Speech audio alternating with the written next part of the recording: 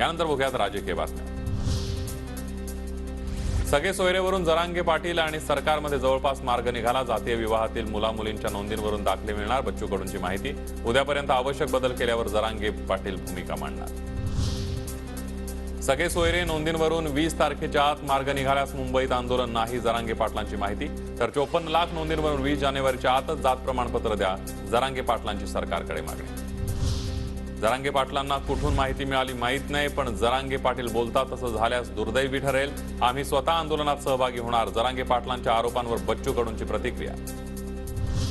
मनोज जरांगे पाटलांच्या मुंबईतल्या आंदोलनाला परवानगी नको, गुणरत्न सदावर्तेंची हायकोर्टात याचिका। फौजदारी रीट याचिकेवर 22 जानेवारीला सुनावणी। मराठा आंदोलनामध्ये काही लोकांना घुसवण्याचा सरकारचा डाव, मराठा बांधवांनो आंदोलनावेळेला सावध राहा, जरांगे पाटलांचा सरकारवर गंभीर आरोप। राम मंदिर जिथे बांधायचं होतं त्या ठिकाणी बांधलं गेलं नाही, राम मंदिर मुख्य स्थळापासून 4 किलोमीटर दूर असल्याचा संजय राऊतांचा आरोप।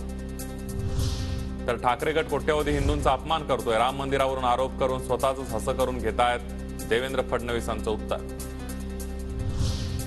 मी मूर्खांना उत्तर देत नाही, राऊतांच्या फडणवीस पूर्ण उपमुख्यमंत्री नसल्याच्या टीकेनंतर फडणवीसांचं प्रत्युत्तर।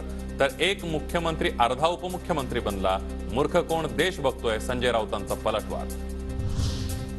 मुख्यमंत्री शिंदेंचा आजपासून 4 दिवसांचा दाओस दौरा, दाओस दौऱ्यादरम्यान 3,10,000 कोटींचे सामंजस्य करार, दाओसमध्ये महाराष्ट्रीयन नागरिकांकडून जय जय महाराष्ट्र गीत सादर।